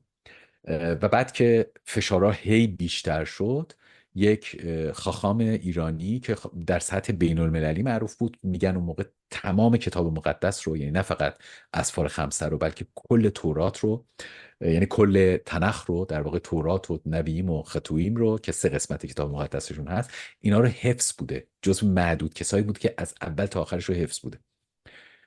این به اسم یدیدیا شوفت، این رفت پیش محمد رضا شاه و ازش خواهش کرد که عراقی ها رو راه بده توی ایران. این موضوع رو در سخنرانی که شاهزاده رضا پهلوی داشتن در همین انجمن یهودیان آمریکا، اتفاقا کسی که ایشون لاداتور ایشون در کسی که ایشون رو معرفی کرد این رو گفت و من این رو تو کتاب آوردم. من حتی اسم کسی رو که باعث این شد آوردم و واقعیت اینه که دو تا پادشاه ایرانی در دو دوره مختلف از دو منطقه یکسان یهودی ها رو واقعا نجات دادن، باعث این شدن که اینا بتونن برگردن برن به اورشلیم. و محمد رضا شاه گفت هر کس که بتونه از مرز رد بشه بهش پناهنده دیگه بدین. یک نکته جالب دیگه که در این رابطه براتون بگم، بسیاری از هممیهنان کرد یهودی ما در واقع بازمانده اینا هستن که اومدن در کردستان ساکن شدن، نرفتن اسرائیل و دقیقاً و در همونجا موندن. من اضافه کنم در واقع دوستان حتما اون سخنرانی شاهزاده در شورای اسرائیلی آمریکایی رو گوش کنید. کسی که در واقع شاهزاده رو دعوت میکنه که بیان حرف بزنن یک یهودی آمریکاییه که اصالت در واقع خاورمیانه‌ای داره، عراقی ایرانی در واقع. دقیقا. و عراقی هم انقدر در واقع یهودی های عراق انقدر در واقع تعدادشون زیاد بود و به اصطلاح نفوذ هم داشتن که حتی در کابینه عراق وزیر یهودی داشتن در بله. به نه اصطلاح. اصلا در اون جریان 150,000 تا یهودی رو توی یک عملیاتی بود که به اسم عزرا و نهمیا، توی این عملیات اینا رو از طریق قبرس و از طریق ایران اینا رو منتقل کردن به اسرائیل. ولی خب اگه میموندن اونا به شدت کشتار میشدن، چون حکومت اون موقع دست در واقع این گیلانی بود دیگه، یا جیلانی به قول خود اونها. این خب یک مرتجع، یک ملای مرتجع به شدت عقب افتاده بود که اصلا بعید نبود دست به کشتار جمعی اون بزن. میخوام بگم این پیوندها هست. حالا اگه برگردیم به صحبت نتانیاهو، فقط قبل این از اینکه شاید به عنوان نکته. صحبت نتانیاهو آها در بفرمایید. من چون حیفم میاد اینو نگم.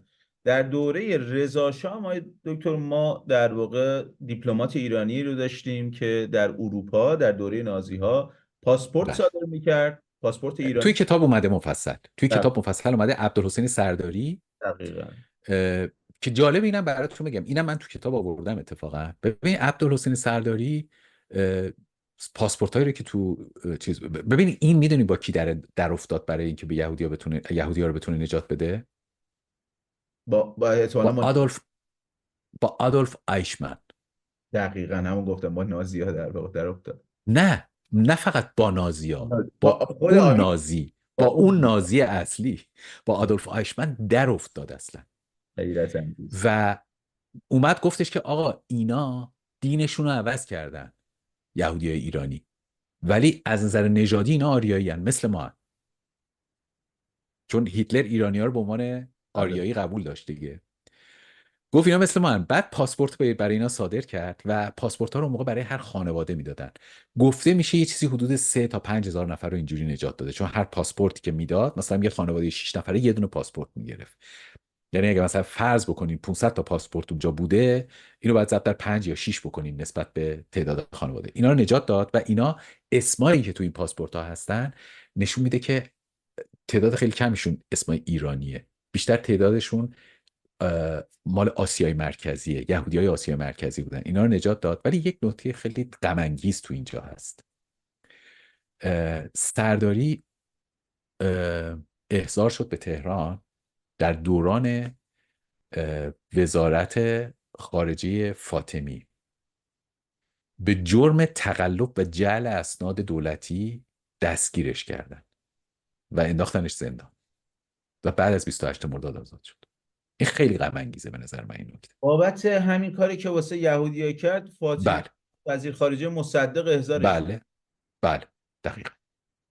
حیرت انگیزه. چه چیزای عجیبی از دولت مصدقه کشف می برام اولین من بار. اتفاقا اینم مستقیم توی کتاب نوشتم یعنی من چون همون که گفتین من شوخی با کسی ندارم، دقیقا هم نوشتم، گفتم این به مدت 10 روزم رفت زندان و بعدا اصلا تمام مناصب دولتیش هم ازش گرفتن، چون اولا که از اونجا فرستادنش به یا اتریش یا سوئیس، الان دقیق یادم نیست.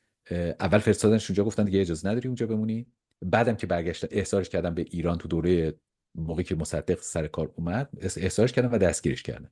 گفتن که تو اسناد دولتی رو جعل کردی. حیرت انگیز. میگم این خوی در واقع با نزدیکی با اسلامگراها و چپگراها. بله بله. تو من فقط یه نکته دیگر رو بپرسم بعد سر نتانیاهو در واقع حالا به عنوان بحث واپسین داشته باشیم. پس در واقع با توجه به چیزهایی که شما گفتین در مورد حتی نمونه هایی از ستیز با به اصطلاح اذیت و آزار یهودیان در دوره صفوی یا مثلا واقعه علادات در قاجار، بله. قاجار، فرقش در واقع با یهودی ستیزی دیگه اینه که این در واقع در قالب و در درون یک دیگری ستیزی مذهبی انجام میگرفت. یعنی مسیحا رو آزار میدادن، زرتشتی ها رو آزار میدادن، یهودی هم آزار و میدیدن. یهودی رو، بله. ولی مثلا در آلمان نازی شما مشخصا میبینید که رو خود یهودی ها فوکس میکنن. یعنی دقیقا. یهودی ستیزیه. در ایران شما دیگری ستیزی مذهبی داری، کاملا. قالب برجسته بودن مذهب شیعه یهودی ها آزار میبینن. درست میگم؟ دقیقا، اینا کاملا درسته، کاملا. ببینید در آلمان این قضیه تئوریزه شده بود، یعنی مسئله نژاد تئوریزه شده بود. ببینید این مشکل اصلی ما الان اینه که باز میگم ما تاریخ رو خیلی خطی میخونیم. حزب ناسیونال سوسیالیست کارگران آلمان از دل حزب کارگران آلمان اومد بیرون.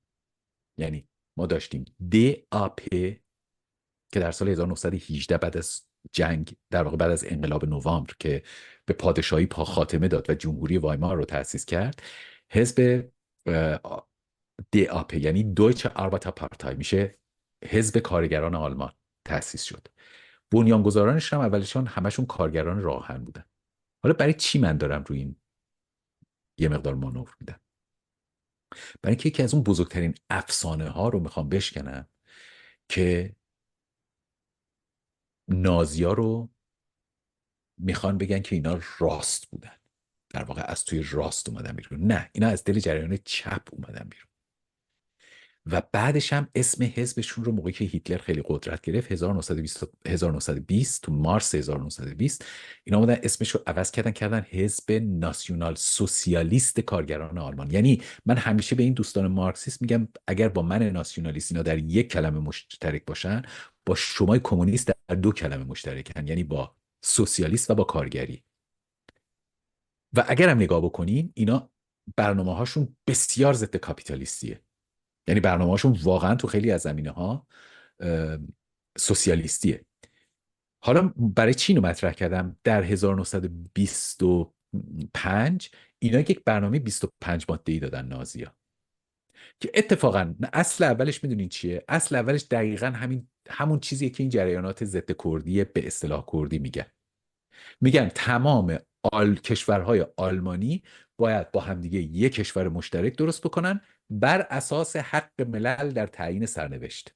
Selbstbestimmungsrecht der Völker، این اسمیه که روش دارن. یعنی شما نگاه بکنین یک به یک همون چیزیه که الان مثلا کومله میگه یا حزب دموکرات میگه یا پژاک میگه. اینا میگن هر جا که بعد وقت توصیفم میکنن آلمانی زمینهای آلمانی کجاست؟ هر جایی که زبان به اصطلاح زبان به واژه‌های آلمانی باز میشه. این اصل یکشه. ببینید چقدر شباهت داره با دقیقاً با همون چیزی که ما الان توی این جریانات داریم. ولی اصل 4 تا 8ش در اینجا میاد یهودی ستیزی رو تئوریزه میکنه. همیشه هم از قوم حرف میزنه، به ندرت از ملت حرف میزنه. میگه هم قوم ما کسیه که خون آلبانی داشته باشه. بنابراین یهودیان رو میذاره کنار و میگه اگر قحطی شد اینا رو میریزیم بیرون. اول باید غذا بدیم به همقومای خودمون، یعنی به آلمانیا.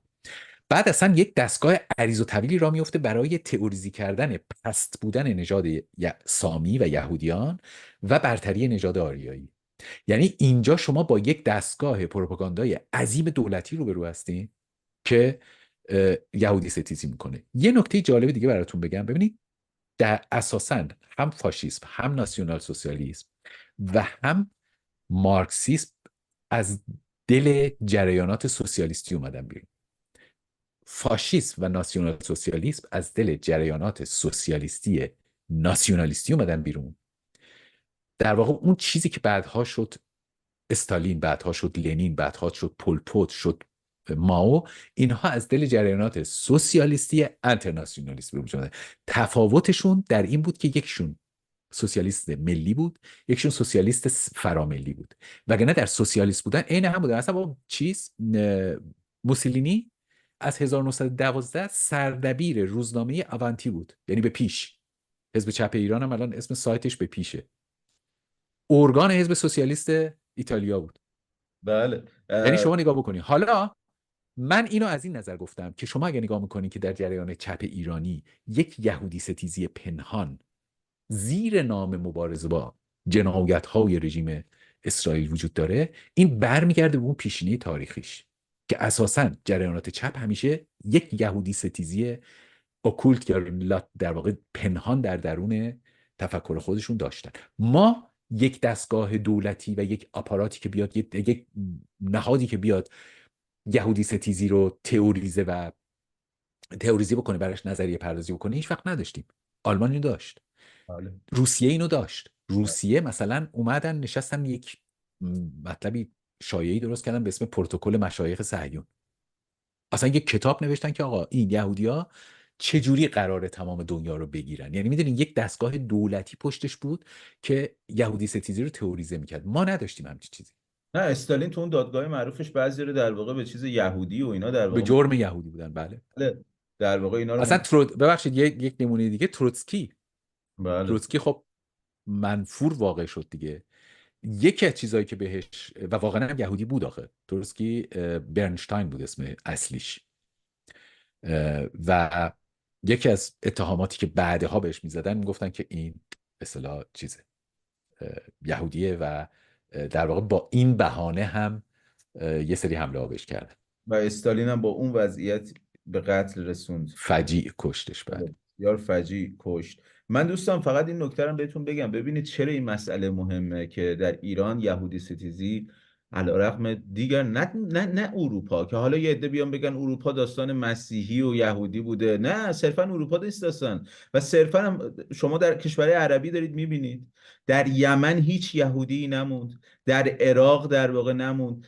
بابا اصلا خاورمیانه عربی رو بذاری کنار، در افغانستان یه دونه یهودی هم نبود. بله، گفتن تا چند سال پیش یه دونه یهودی بود که یه اونم دونه مونده بود رفت. بله. یه دونه موند و رفت. یعنی در افغانستان هم شما دارید میبینید. یعنی میخوام بگم ولی خب در ایران، در شما میبینید که در دوره باستان رو که دکتر توضیح دادن، در دوره پهلوی هم، در دوره مدرن هم که در واقع توضیح دادن. یعنی میخوام بگم که این مسئله رو ما اتفاقا دست کم نگیریم و قبول کنیم اینطور در واقع به اصطلاح برای ما جا بیفته که این اسلامگراهای ایرانی و جمهوری اسلامی واقعا از جنس ایرانی نیست. یعنی این رو بفهمیم، این از جنس ایرانی نیست. حالا در ایران ببینید بگو. ما با یک پیوستار الان روبرو هستیم. ببینید رودخونه، من میگم تاریخ مثل رودخونه میمونه، اینجوری که اول و آخر نداره، این مرتب در جریانه. ممکنه در یک شرایطی یک اتفاقاتی بیفته، شما به طور مصنوعی بیاید مسیر این رودخونه رو عوض بکنید، ولی اینا موقتیه. در آخر کار تاریخ دوباره برمیگرده و این رودخونه دوباره برمیگرده به اون بستر اصلیش. و این اتفاقی که الان افتاده، یک چیزو بذارید من بهتون نشون بدم. این حیفه که اینو نبینید. ببینید این کتاب دیده میشه. بله بله.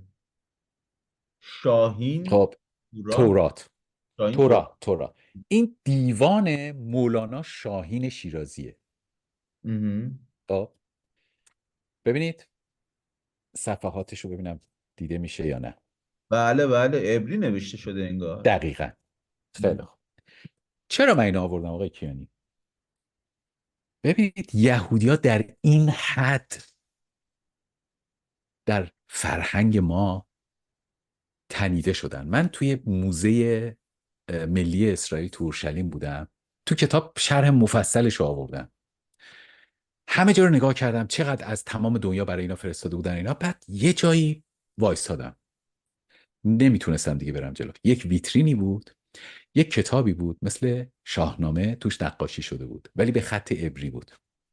کنارش رو نگاه کردم دیدم نوشته موسانامه از مولانا شاهین شیرازی.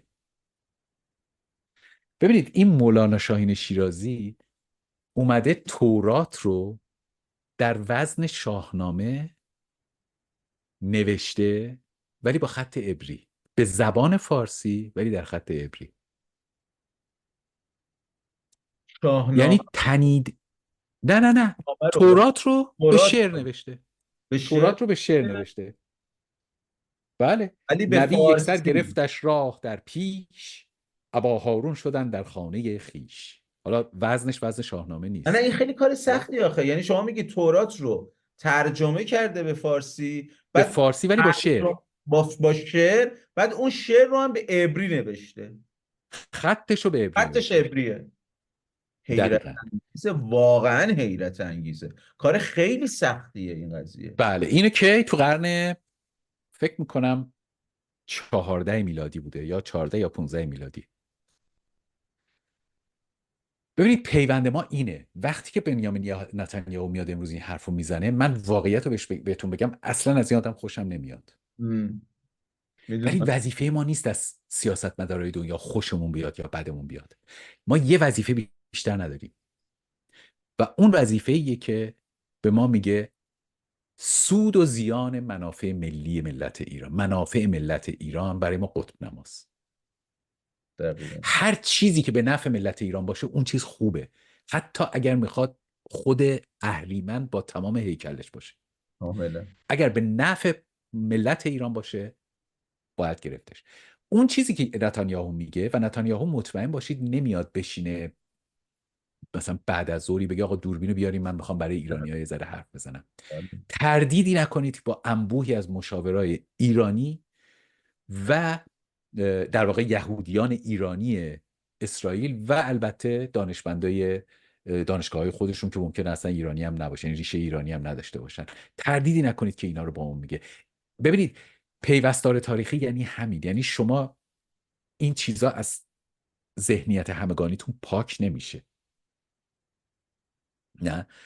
و ملت ایران فقط به دلیل اینکه اینا با رژیم آخوندا دشمنن اینجوری نیستش که اینقدر الان نظر مثبتی نسبت به اسرائیل دارن. قضیه 2500 سال به اصطلاح تاریخه، بیشتر از 2500 و الان شد 50 خورده ای سال. یعنی اینو شما نمیتونید از حافظه جمعی پاک بکنید و اتفاقا هر کس که اومده خواسته حافظه جمعی یک ملتی رو پاک بکنه، من همیشه میگم اینها میخوان ایران به اصطلاح ملت، اون کسایی که میان میگن شیر و خورشید نباشه بعد از اینکه این رژیم رفت میذاریمش به رأی، سرود ایران نباشه بعد از اینکه این رفت میذاریم به رأی، نمیدونم فلان چیز. یعنی تمام عناصر فرهنگ ملی رو وقتی که این مارکسیستا به خصوص یا نیو مارکسیستا و ووکیستا میان و میگن این حرفا رو، من میگم من وحشت میکنم از این حرف. وحشت من به این دلیله که در طول تاریخ، به خصوص تاریخ مدرن، هر کس اومد و خواست برای تاریخ نقطه صفر بذاره، یعنی بگه همه رو برمی‌داریم میذاریم کنار دوباره همه رو از اول شروع میکنیم، فاجعه به بار آورده. استالین چند میلیون؟ 25 میلیون کشته. ماو پرچم کشورش رو عوض کرد، تمام عناصر فرهنگی رو عوض کرد، اساسا تاریخ امپراتورهای چین رو عملا حذف کرد از تاریخشون، 75 میلیون کشته. پول پوت پرچم کامبوج رو عوض کرد، گذشته تاریخیشون رو اساسا از نو نوشت، 2.5 تا 3 میلیون کشته. هر کس که اومد برای تاریخ خواست نقطه صفر بذاره، فاجعه وحشتناک بشری به بار آورد. و برای اینه که من میترسم وقتی کسی میاد میگه که خب آقا اینا الان اصلا نباشه، ما دوباره از اول همه رو میذاریم به رأی مردم و شروع میکنیم. بله باید به رأی مردم بذاریم، همیشه هم رأی مردم محترمه، ولی الان که داریمش من اجازه نمیدم بذاریش کنار، برای اینکه میدونم اگه میخوای بذاری کنار فردا ازت پل پت در میاد، برای اینکه تو میخوای ملت رو دچار یک آلزایمر فرهنگی بکنی. این اون نکته اصلی که میخوام بگم. و نتانیاهو دقیقاً میدونه که ایرانی‌ها دچار آلزایمر فرهنگی نیستن. هیچ کدوم از ایرانی‌ها شاید دیوان ملا شاهین اصلا به گوشش هم نخورده باشه. شما فکر کنم الان غافلگیر شدید که من اولین اینو بار بود. آوردم. اولین بار بود. خب ولی در ناخودآگاه اجتماعی و گروهی و فرهنگی ما این پیوند نزدیک با اسرائیلیا هست و نتانیاهو اتفاقا انگشتش رو میذاره رون، یعنی اون ناخودآگاه رو قلقلک میده. این نکته بسیار بسیار مهمیه. تو یه و چیزی من سعی کردم با این کتاب، ببخشید من یه عکسش هم به بیننده های شما نشون بدم، این اصل کتاب به آلمانی، نه؟ بله. و اینم به فارسیه که همونطور که گفتم همسرم اینو ترجمه کرده با نام شالوم اسرائیل. خب این کاری که من در این کتاب کردم، منم خواستم در واقع این ناخودآگاه تاریخی ما رو، ملت ایران رو، خواننده های این کتاب رو یک مقدار قلقلک بدم، دوباره یادشون بیاد که چی بودن. یعنی این گلولای 45 ساله رو بزنم کنار و ببینن که اون زیر چی بود قبل از اینکه این آوار به سر ما بریزه.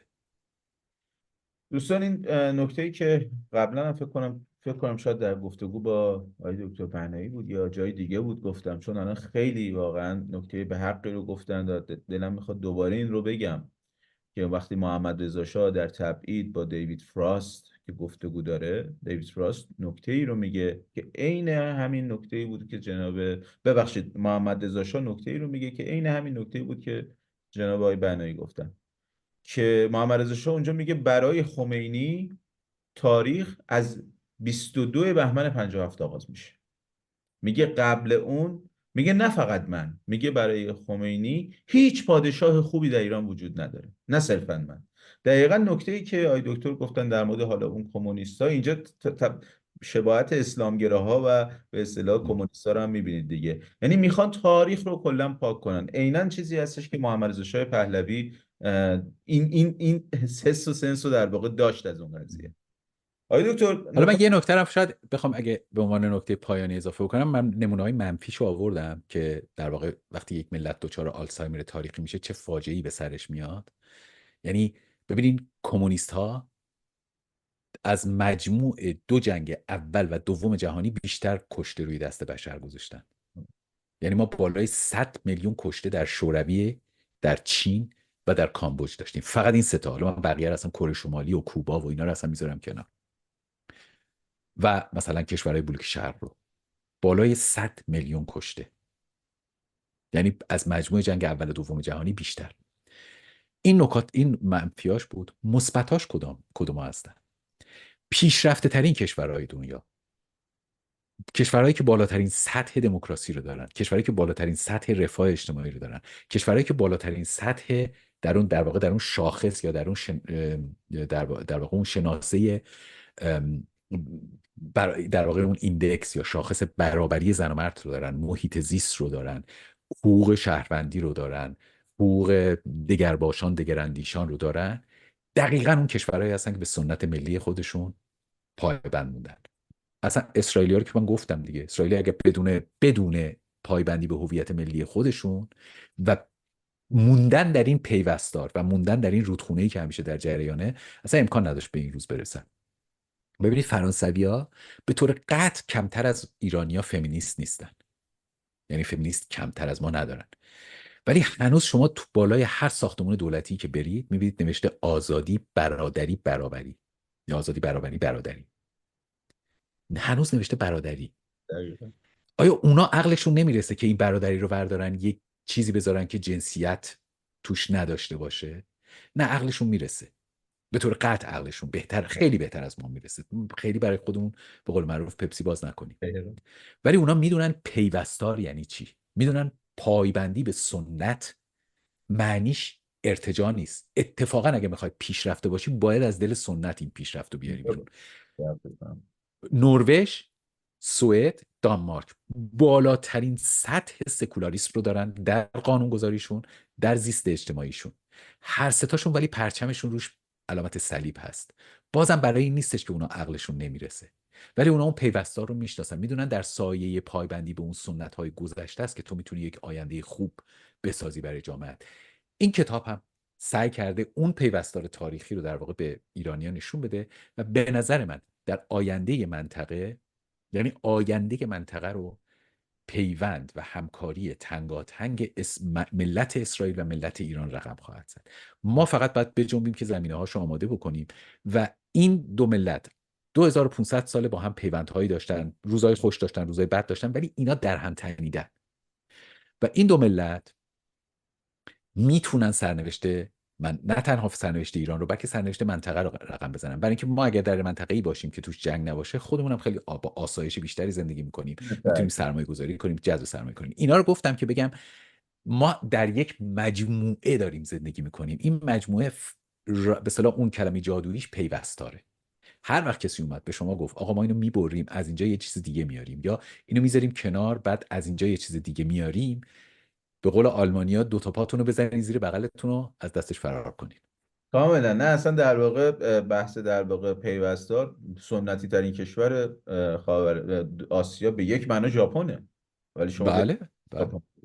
ناسیونالیسم کره جنوبی به اینجا رسیده، ولی کاملا. همون مردم، همون فرهنگ، ببینید کره شمالی رو الان کجا گذاشته. یعنی این نکته حتی در واقع روایت هستش که چین رو ناسیونالیسم چینی، چین کمونیست دقیقا به خاطر ناسیونالیسم بله چینی که در واقع به اینجا در در واقع واقع از اون موقع که اونا یک دقیقا چرخش گفتمانی داشتن از اون انترناسیونالیسم پرولتری و اینا، اونا رو زدن کنار، گفتن آقا اینا به درده همون روسا میخوره، برن خودشون باش حال بکنن. از اون موقع که اومدن گفتن نه چین باید قوی بشه، همه چیز برای چین، از اون موقع تبدیل شدن به یک ابرقدرت. دقیقا. نه مسئله همینه، کاملا درسته این نکته. بسیار بسیار لذت بردم آقای دکتر.